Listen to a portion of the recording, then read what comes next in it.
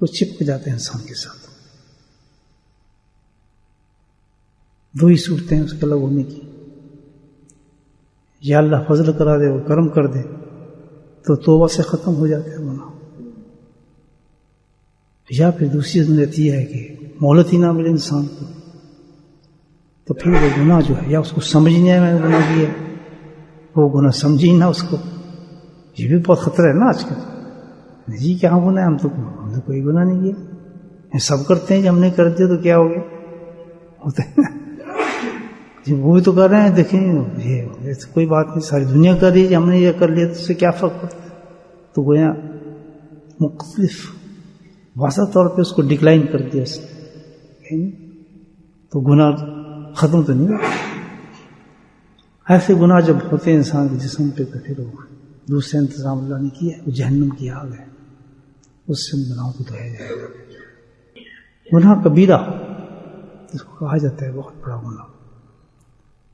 بزرگان دین فرماتے ہیں کہ کبیرہ سے بھی بڑا کبیرہ گناہ ہے، بلکہ یہ سمجھنے کہ گناہوں کی ساری جڑوں سے ہی مٹتی جا گئی، وہیں سے لوگ اٹھتی ہیں تمام گناہوں کی. اور وہ گناہ ایسا ہے کہ شیطان معلوم جس کا مشن یہ ہے کہ مجھے آرام ہی نہیں آتا، میرا پیٹ ہی نہیں بھرتا جب تک بندے کو مکمل طور پر جہنم کی آگ کی طرف نہ لے جاؤں، گھروں کو برباد نہ کر دوں، فتنہ فساد پیدا نہ کر دوں، ان کو کسی قسم کا موقع نہ دوں کہ یہ اپنے آپ کو اصلاح کر سکے. اس وقت تک مجھے جو ہے قرار نہیں ملتا شیطان کے. تو اس ملعون کا سب سے بڑا ہتھیار یہی گناہ ہے. اس رستے سے آتے ہیں انسان میں. اور بڑے معزز سے عرض کروں گا کہ شاید اس زمانے میں اس گناہ سے بچا ہوا. اتنا بڑا گناہ ہے، کسی نہ کسی رنگ میں یہ گناہ چپکا ہے ہمارے ساتھ. بھائی وہ کیا گناہ ہے؟ اللہ کی رحمت سے مایوسی. اللہ کے رحمت سے مایوسی، یہ بہت بڑا گناہ ہے، یہ گناہ کبیرہ ہے. جب بندہ کوئی مایوس ہو جاتا ہے اللہ کی رحمت سے تو اللہ سے کمپلیٹ طور پہ دور ہو جاتا ہے. اتنا دور کر دیتا ہے اس مایوسی کے ساتھ شیطان، دور کرتے کرتے کرتے اس کو مشرک اور کافر بنا دیتا ہے. جتنے بھی اللہ کو نہ ماننے والے لوگ ہیں دوستوں، ان کے پیچھے گناہ یہی ہے کہ اللہ کی ذات سے مایوس ہو چکے ہیں. جب اللہ کی رحمت سے انسان مایوس ہو جائے، اس کی فضل سے مایوس ہو جائے، بس پھر وہ ختم ہو جاتا ہے. کیا نشانی اس کی مایوسی کی دیکھیں آپ، ہر گناہ اسی سے ہوتا ہے. مایوسی یہ ہے اللہ کی رحمت سے کہ شیطان اس کو مایوس کرتا ہے. اور مایوس کیسے کرتا ہے کہ تیرا کوئی بڑی بارش آئی نہیں، تیرا بنے گا کیا، کچھ بننا ہی نہیں تیرا، تیرا جو کام نہیں چل رہا نا، تو تم نے کتنی دعائیں مانگی، ہونا نہیں یہ کام. تو اس طرح کرنے، اس طریقے سے کر لے، اس کام کو کس طرح ختم ہو جائے گا، پھر بعد میں دیکھی جائے گی. اور وہ انسان جو ہے مایوسی کے عالم میں وہ غلط ذرائع کو استعمال کرنا شروع کر دیتے ہیں اور گناہوں میں ڈوبتا چلا جاتا. وہاں ایک چیز تھی ان کے پاس، وہ کیا تھا؟ مایوسی کے مقابلے میں جو چیز ہے وہ کیا ہے؟ توکل اللہ. اللہ پہ توکل، اللہ پہ توکل. جہاں توکل ہوگا وہ مایوسی نہیں ہوگی. سبحان اللہ، سبحان اللہ. اور جہاں مایوسی ہوگی وہاں توکل ہو ہی نہیں سکتا. دو چیزیں نہیں چل سکتی. دکان نہیں چل رہی، مایوسی کہہ رہی ہے چلے گی نہیں.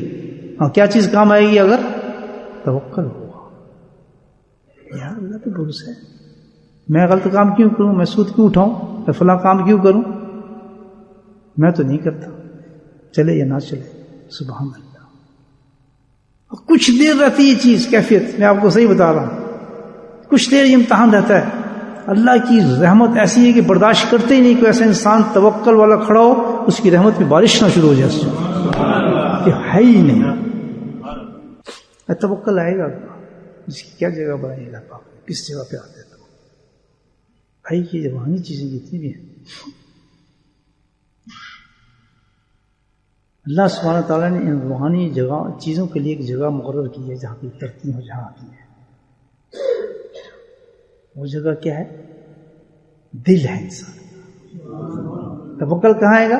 پیٹ میں نہیں آئے گا, ہاتھ میں نہیں آئے گا, کہاں آئے گا؟ دل میں آئے گا. توکل کی جگہ جو کون سی ہے؟ وہ دل ہے.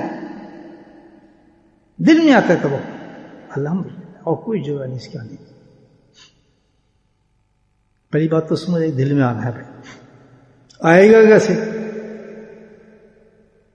اللہ نے اس کو ذریعہ بتایا ہے, بہت بہترین ذریعہ ہے, بہت بہترین ذریعہ ہے. اللہ صحابہ کرام آتے تھے, کوئی دیہاتی آتا تھا, کوئی انسان آتا تھا, نبی کریم کی صحبت میں چند لمحوں کے لیے بیٹھتا تھا, ایمان لاتا تھا. اس شخص کا مقام پتہ کیا ہوتا تھا؟ اللہ اکبر, کہ قیامت تک کوئی انسان اس کے پاؤں کی خاک کے برابر بھی نہیں ہو سکتا. دنیا کے تمام اولیاء اللہ کی طرف قریب کر دو, تصور نہیں کر سکتے اس کی بات. کیوں کہ پہلی زیارت میں اس شخص کو مرتبہ احسان مل جاتا تھا. پہلی زیارت مرتبہ احسان پہ وہ ہے نا بات کرتے, اس کی عبادت کا رنگ ہوتا تھا کہ وہ اللہ کو دیکھا. پہلی جھلک میں نبی کے سما تھا, آپ کو شانی ایسی تھی الحمدللہ.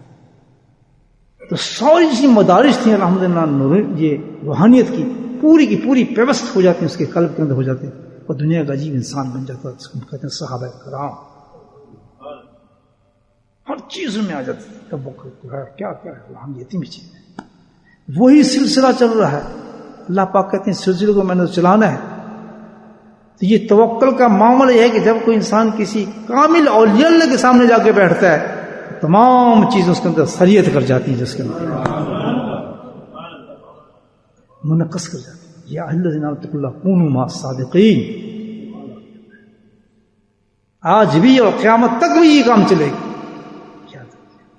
کہ جب کوئی صدق نیت کے ساتھ کسی اللہ کے ولی کے پاس جا کے بیٹھتا ہے اس نیت سے میں اپنی اصلاح کرانا چاہتا ہوں, میں تمام روحانی بیماریوں کو دور کر کے, بیماریوں کو ختم کر کے روحانی شفا لینا چاہتا ہوں, اپنے قلب کے اندر بنانا چاہتا ہوں. نیت پکی,